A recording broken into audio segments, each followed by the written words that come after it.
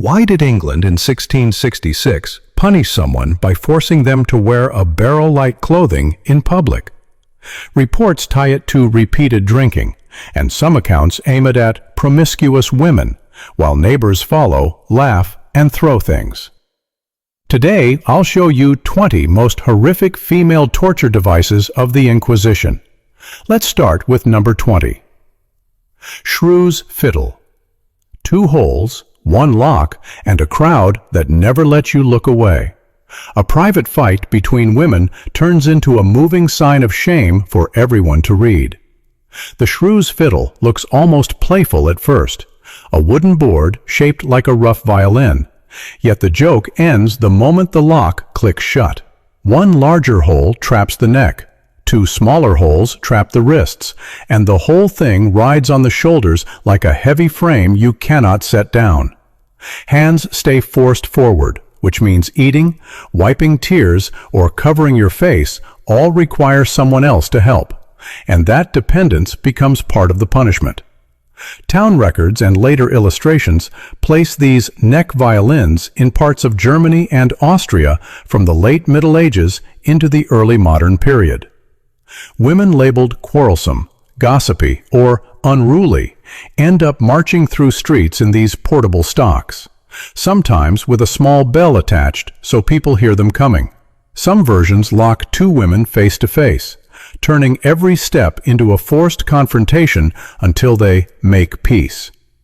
It sells itself as order, yet it runs on humiliation, and that same fear of women's bodies comes next. Here comes number 19. Breast flattening boards. A girl's body starts changing, and adults react with panic instead of care. What should signal growing up becomes a reason to press her back into childhood. Breast flattening boards appear in modern torture museums and illustrations as wooden planks or tight bindings strapped across a young woman's chest, meant to crush or hide developing breasts. The historical record sparks arguments about specific surviving devices, yet the idea points to a familiar logic. Stop a girl from looking adult so men claim temptation stays away, then punish her if growth appears anyway. A closely related practice survives in the modern world: breast ironing in Cameroon and other parts of Africa. Mothers or older women heat stones or presses and repeatedly push them into a girl's chest to delay breast growth, and human rights groups and UN committees classify it as gender-based violence and torture against girls, even when families describe it as protection.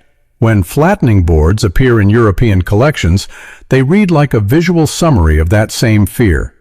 Control the body early or risk dishonor later. Once that impulse makes sense, the Spanish spider feels like the next, darker step. Let's move to number 18. Spanish spider. 1 metal claw hangs on a wall, quiet, clean, and ready. It targets the body part male judges fixate on most, and it turns obsession into injury. The Spanish spider appears in books and museum catalogs as a barbed iron device fixed to a wall. A woman's breast is placed into curved claws, then she is pulled away, and the image suggests tearing as she moves. Later writers connect it to women accused of adultery, abortion, or sexual crimes, because the device turns judgment into damage with one brutal motion. A catch sits underneath the story. Modern historians who studied many medieval torture devices point out that numerous objects come from 19th century collections, built during a wave of fascination with Gothic horror, and some spiders may reflect Victorian fantasy more than documented Inquisition procedure. Still, written accounts describe female saints and prisoners having breasts cut, torn, or burned during interrogation, and the spider turns that cruelty into hardware, a warning on display. Whether museum piece or reconstruction, the message stays sharp. A woman's sexuality belongs to men with keys. Next, even hair becomes a handle. Next one is number 17, hair-pulling frame. Hair can signal beauty, virtue, and status in a single glance. Inside a torture space, that same hair becomes a rope, and the scalp pays for it. Picture a wooden frame or beam above a prisoner's head. Her hair gets twisted into cords or ropes and tied up to the frame, and the interrogators pull, tighten, or jerk the bindings so every movement drags pain across the scalp. Hair resists breaking, which means the strain travels through skin into the neck and face, and the victim learns that even turning her head carries a price. Early modern legal records describe hair used in punishment in several ways. Shaving women accused of adultery or collaboration, burning hair off, or dragging victims by their hair in public. Those gestures carry a simple message that lands fast. Your appearance sits under our authority, and we can strip it away whenever we choose. Many torture museums display a hair-pulling frame as a symbol of that wider reality. And even when examples vary, the method fits a world where female modesty and beauty stay under constant surveillance. Once you watch how authorities weaponize appearance, a Nordic scold's cup for public humiliation follows naturally. If you're into this, hit subscribe and tap like right now, because the next entry gets even darker. Let's move to number 16. Scold cup. A drink feels safe when you lift it in your own kitchen. Under moral law, the same act turns into a public lesson meant to break your pride. Scold cup appears in Scandinavian stories as a scold's cup, tied to gossip and moral offenses. It sits alongside other European tools aimed at scolds, where punishment works best when neighbors watch and laugh. Some accounts describe women forced to drink repeated cups of filthy water or bitter mixtures while restrained, and other versions describe a cup that hangs from the neck like a collar, announcing to everyone what a woman supposedly did. The details shift across sources, yet the outcome stays steady. The community gathers while authorities label the suffering moral correction. Historians connect the harshness of these punishments to periods of religious anxiety, when church courts and civic leaders cooperate to enforce discipline. Shame becomes a ritual, and the woman's body becomes the stage. It starts with liquid and ends with identity, and once that pattern forms, the next object feels almost cruelly clever. A chair promises rest, then punishes every tiny movement. Here comes number 15. Needle chair. A chair usually means food, warmth, and a moment to breathe. This one turns sitting into a trap, where every shift feels like choosing pain again. The needle chair appears in many torture museums as a heavy wooden seat covered in metal spikes across the seat, back, and armrests. The spikes often sit short of breaking skin at first, which means a victim can sit, yet any adjustment of weight presses sharp points into flesh. That design forces a grim rhythm. Hold still until muscles burn, then move and feel the sting. Scholars who track original documents warn that many surviving chairs were assembled or exaggerated in the 19th century to attract tourists. Still, slow positional torture through forced sitting and standing appears in real early modern prisons, convents, and workhouses. Prisoners spend hours on hard benches or stones until cramps set in and circulation fails, especially when cold joins the punishment and turns pain into a long, numbing ordeal. The needle chair makes that slow damage visible in one glance, and for women accused of heresy or immorality, the message stays blunt. Obey, stay still, and endure. Once you understand pain as public control, the story moves outdoors, to a tree everyone in town recognizes. Let's move to number 14, whipping tree. Some trees hold shade for games, gossip, and summer fairs.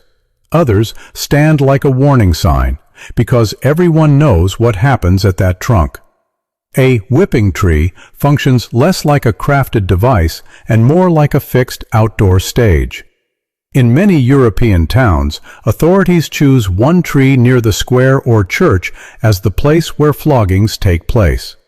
A woman gets tied to the trunk, often with arms raised or bound, and the law sets the number of lashes like a cold accounting entry. Crowds form because the spectacle matters as much as the pain.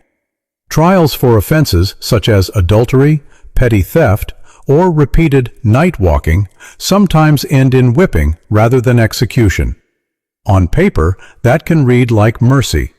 In life, public flogging carves scars into skin and reputation at the same time, and people remember who stood at that tree for years. Legal manuals place whipping posts and trees beside pillories, stocks, and branding irons, and women sometimes receive fewer strokes than men. Yet social damage can last longer in a world where reputation shapes marriage prospects and survival. A tree roots punishment in the ground, and the next step uses water instead, turning breath into a countdown. Next one is number 13, ducking cage. Water keeps you alive in small, ordinary sips. Used like this, it becomes a timer, and every gasp turns into a public test. The ducking cage grows out of the same mentality that produced the ducking stool. Early modern sources describe women accused of gossip, prostitution, or witchcraft tied to chairs or caged frames attached to a long arm over rivers or ponds. Officials swing the arm, the prisoner plunges under, then they haul her up again while crowds watch her sputter and shake. The repetition matters because the fear resets every time the surface closes overhead. In witch hunt logic, the dunking functions as both torture and test. Survive too easily, and suspicion deepens. Panic and fainting feed another story, and the woman never finds a clean way to pass. From a distance, ducking can look mild compared to mutilation. Yet cold water, shock, and public humiliation combine into intense psychological pressure, especially during winter or at night. Once breathing becomes a privilege granted by a lever, the next punishment stays on land and turns clothing into a heavy joke you cannot remove, a barrel you have to wear. Let's move to number 12, drunkard's cloak. First, drinking promises escape from shame and stress. Then officials turn the symbol of drinking into your costume, and everyone gets to laugh. The drunkard's cloak appears in 17th century England and parts of Europe as a barrel turned into a wearable prison. Authorities cut a hole for the head and smaller holes for the arms, then force the offender to walk the streets inside the heavy cask. Chronicles and later analyses describe it as punishment for repeat drunkards, and some reports extend it to promiscuous women and other public nuisances. The weight does the first part of the work, because carrying a barrel drains strength fast, yet the crowd does the rest. Onlookers jeer, throw things, or follow along, and the victim becomes a moving warning sign about vice. A 1666 description even calls it a new-fashioned cloak, as if humiliation itself turned into clothing you never asked to wear. Modern historians still debate how widely the punishment spread, yet the logic fits a culture that prefers public ridicule over private help, especially for women who step outside narrow rules. Once you see a barrel used like rotten armor, the next step feels like a grim work lesson. Authorities hand you stones and call it discipline. Here comes number 11. Stone weight walking.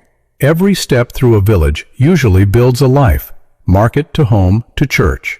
Tie stones to that walk, and each familiar path becomes a sentence you carry in public. Stone weight walking describes a family of punishments where women carry heavy loads through town or around the pillory while onlookers watch. Instead of locking someone in place, a court orders both the route and the burden. Rocks in baskets, chains of lead, or sacks of grain tied around the neck or waist. The town becomes a track, and every lap becomes a lesson. Legal historians tracing early modern Europe note that many bylaws link punishment to work. If a woman gossips, drinks, or fights, the solution often demands exhausting labor under the gaze of neighbors, and the body pays with aching joints and swollen feet. In deeply religious regions, the walk can resemble a twisted pilgrimage, circling a church or public cross as if the woman must physically carry her sin before returning home. Numbers matter in the telling. 10 circuits, 20 stones, 30 days of repeated laps. Once legs grow weak and shoulders bruise, a whip with metal tips lands with a faster kind of cruelty. Next comes the scorpion, where one stroke feels like many. Let's move to number 10. Scorpion whip. A simple leather strap already burns and bruises with each swing. Add metal, hooks, or knots, and every strike spreads into several stings at once. Scorpion whip works as a modern label for multi-thonged whips fitted with small metal pieces, hooks, or knots at the ends. Ancient Rome used similar flagra on slaves and prisoners, and early modern authorities carry on the tradition in varied forms, sometimes reserving harsher implements for offenders judged stubborn. The point sits in the sensation. One blow multiplies into many bites across the skin. In religious settings, the language of correction or penitence often wraps around these whips like a polite cover. Some convent and prison rules distinguish between symbolic lashes and full punishments where each blow cuts, bruises, and opens the skin. And when sentences mention scorpions, they refer to that clustered sting. For women, public whipping links bodily pain with sexualized humiliation, because the back, and sometimes the upper body, become exposed while discipline turns into spectacle. Fast pain changes the crowd's mood in seconds, and the next punishment slows everything again by taking the face itself. An iron mask and a bell make sure everyone looks. Here comes number 9. Shame mask with bell. Your face tells your story before you speak a single word, so authorities replace it with metal, and the new face turns you into a joke on purpose. Shame masks, or shandmasken, developed across Central Europe as iron faces meant to punish people for gossiping, lying, or breaking expected roles. Many surviving examples show exaggerated noses, tongues, or animal features, turning the wearer into a living caricature. Some include spikes that press into the tongue, and some carry a bell on the forehead, so every movement draws attention. Sources describe men receiving this punishment too, yet women who talk too much often stand at the front of the line. The mask clamps around the head and locks in place, which means eating becomes hard, speech turns muffled, and hiding becomes impossible. Passers-by throw food, mock, or strike the metal, and that public reaction becomes part of the sentence. These masks blur torture and social theater. They hurt, and they also rewrite a woman's identity in public, which can damage her prospects long after the lock opens. Once the face belongs to the authorities, the next step claims the body above the waist with a heavy yoke that turns shoulders into a prison frame. Let's move to number 8. Wooden yoke. A single plank looks harmless until it rests on your shoulders for hours. Carry it through town, and your crime becomes a thing everyone can point at. The punishment yoke appears in simple forms: a heavy board or frame with a hole cut for the neck, sometimes with additional holes for the hands. In China, a similar device called the kang weighed 10 to 30 kilograms, and criminals walked streets while their offense hung on a placard. The weight and the display do the work together. European records describe comparable yokes and collars used on women judged thieves, prostitutes, or rebellious wives. The strain hits the spine and shoulders, and the size makes sleeping and eating difficult. A woman yoked this way often relies on others for basic needs, and that dependence deepens the humiliation because help comes from the same community watching her suffer. The yoke also carries symbolic force. Sermons and court speeches talk about bringing disobedient people under the yoke, and turning that phrase into hardware lets rulers show power on market days and feast days. Once the neck loses freedom, authorities return to the scalp, and they remove hair completely in front of witnesses. The next punishment keeps working long after the square empties. Next one is number 7. Public head shaving. A woman can survive fines, lectures, and even a flogging, then keep walking. Cut her hair in public, and the punishment follows her for months in every doorway. Head shaving appears across Europe and beyond as a punishment for women, including those accused of collaboration after wars, alleged prostitutes, and women convicted of adultery or religious offenses. In early modern towns, moral ordinances treat long hair as a sign of femininity and modesty, so shaving flips that symbol into a mark of disgrace. The cruelty sits in the duration, because a shaved head stays visible long after the official sentence ends. Unlike a single session of pain, the shaved scalp becomes a moving label that makes finding work, marriage, or safe lodging far harder. Chronicles from later centuries describe crowds jeering, spitting, or drawing crude signs on the victim's scalp, and that public participation turns punishment into community ownership. Public shaving also prepares the body for further harm, because hair protects against cold and sun, and taking it away turns daily life into a low-level ordeal. Once a shaved head stands out like a target, a hood that invites strangers to aim at you adds another layer. Next comes a spit hood, where even breathing can feel dirty. Let's move to number 6, spit hood. At first it looks like a sack, the sort of cloth you forget in a corner. Then you understand its purpose, because strangers can aim at your face without seeing it. In this context, the spit hood refers to hoods or masks placed over the heads of women held for moral or religious offenses, while guards or onlookers spit, throw trash, or hurl insults. The hood hides features, yet it makes the body available for humiliation, and the fabric can absorb moisture and filth until the victim breathes through cloth soaked in what the crowd leaves behind. Modern prison abuse investigations describe similar use of hoods and spit guards to dehumanize detainees, even when officials claim the coverings protect staff. That link between older and newer cases highlights a repeating tactic. Cover the head to erase individuality, then pressure a person into compliance through shame and discomfort. For devout women, the hood adds another sting, because it twists the idea of a veil from chosen modesty into enforced disgrace. Once the face disappears under cloth, the next device goes further and cages the whole torso. Clothing stops serving beauty or warmth, and it becomes rigid metal that controls how a woman stands, breathes, and moves. Here comes number 5, iron corset. Fashion promises beauty and status, and it trains the body to fit a shape. An iron bodice keeps the shape, yet the price can feel like control with a lock. Real iron corsets survive in museum collections from the 16th and 17th centuries.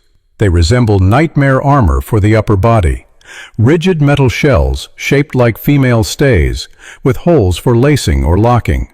Curators and fashion historians argue over purpose. Some pieces likely serve as orthopedic braces prescribed by doctors for spinal problems, and other examples likely function as extreme posture trainers or restraints coded as chastity. Later writers, eager for horror, label every iron corset a torture device, yet the reality sits in a gray zone. A brace that holds the back upright with unyielding steel can still feel like torment when a girl must wear it day and night without choice. Sharp edges, heat, and weight turn ordinary tasks into minor ordeals, and the body learns to move around the cage. For women already under suspicion by church courts or families, an iron corset becomes visible proof that even posture and breathing fall under supervision. Once metal dictates the shape of the ribs, the next step brands flesh directly. A small tool warms in coals, and the burn leaves a message that lasts for decades. Next one is number 4, breast branding forks. A small iron tool rests near coals, and the heat keeps climbing. Its shape gives away the target, because the mark belongs on the body part of the police. Branding appears widely in early modern Europe and in colonies as punishment. Courts mark thieves, deserters, or slaves with letters and symbols pressed into skin. In accounts tied to women accused of adultery or prostitution, later collections describe small fork-like branding tools sized for the breast. The idea stays brutally direct. One quick burn leaves a scar exactly where society claims a woman's shame lives. Scholars warn that some highly specific tools may come from 19th century reconstructions. Still, documentation for breast mutilation as punishment reaches back into stories of early Christian martyrs, and scattered legal records mention injuries to the chest. Whether the tool matches one official Inquisition model matters less than the pattern. Sexual judgment becomes bodily damage, and the scar serves as a long-term warning to husbands, employers, and neighbors. Pain fades, yet the mark keeps speaking long after a judge moves on. After heat marks the upper body, the next punishment uses cold wetness and time, especially in quiet institutions that want discipline without open bloodshed. A plain bench can do more than a blade. Let's move to number 3, urine punishment bench. Some cells rely on chains and iron to hurt you. Others use time, a narrow bench, and a basic human need, then turn that need into shame. Reports from convent visitations, prison reforms, and later human rights inquiries describe a recurring form of dry torture. Women must sit upright on narrow benches for hours or days, denied toilets or movement. Eventually, the body gives in. Urine pools under and around them, and guards leave them there soaked, cold, and humiliated. You rarely see these benches in dramatic museum displays because they lack spikes and theatrical shapes. Yet the effects stack up quietly. Extended exposure to wet, dirty surfaces can lead to skin infections and chills, and the humiliation cuts deep, especially for those raised to treat cleanliness as a sign of religious purity. The phrase urine punishment bench, used in some modern descriptions, captures that mix of bodily need and deliberate neglect. Authority holds power through refusal, because no whip swing is needed when the simple act of standing gets denied. Once soft tissue suffers in silence, the next tools move pain downward into feet and bones that carry weight with every step. Take away a woman's ability to walk, and escape disappears. Next one is number 2. Foot-crushing clogs. Feet keep a woman independent. Mark it to work, to home, to safety. Target the feet, and the world shrinks, because every step becomes a threat. Across many regions, stocks and wooden boots appear as punishments. Courts lock ankles into heavy blocks, sometimes driving wedges in to increase pressure. When modern collections describe foot-crushing clogs, they usually point to variants of this idea. Oversized wooden shoes or frames that squeeze toes and arches over time. Pressure on the feet creates a special kind of cruelty, because the pain renews with every attempt to stand. Nerves in the toes and arches complain quickly, and long sessions can lead to numbness or lasting damage. For women who rely on walking to fetch water, sell goods, or visit family, this punishment turns daily survival into a painful negotiation. Authorities sometimes combine foot restraints with public display, similar to stocks, and the crowd passes, stares, and comments while the victim sits half immobilized on a bench. Crush the foundation of the body, and the rest follows. After wood and wedges, the final device reaches inside with liquid, using a household substance as a weapon. The next story ends with a throat and a caustic burn. And the last is number 1. Forced infusion of lye. Water cleans dishes, clothes, and floors, and it feels harmless in a bucket. Mix it with alkali and force it down a throat, and the body becomes the thing being cleaned. Lye and similar caustic solutions appear in household soap making, and they also appear in dark stories of interrogation and punishment. Forcing prisoners to drink harsh chemicals shows up in scattered witch trial accounts and later human rights reports. The liquid burns the mouth, esophagus, and stomach, and it can lead to internal bleeding, vomiting, or slow organ failure. Early modern documentation rarely lists exact recipes, yet the logic stays consistent. A cleaning substance associated with domestic labor gets flipped into a threat, and the same hands that scrub floors face the idea of being cleansed from the inside if they confess to heresy or moral crime. Modern law classifies forced ingestion of toxic fluids as torture without question, and international treaties treat it as a clear violation of the absolute ban on cruel and inhuman treatment. Ending with lie underlines something grim. The most horrific tools can combine common materials, social shame, and male authority over women's bodies and voices. And that combination stays harder to forget than iron ever could. You just saw how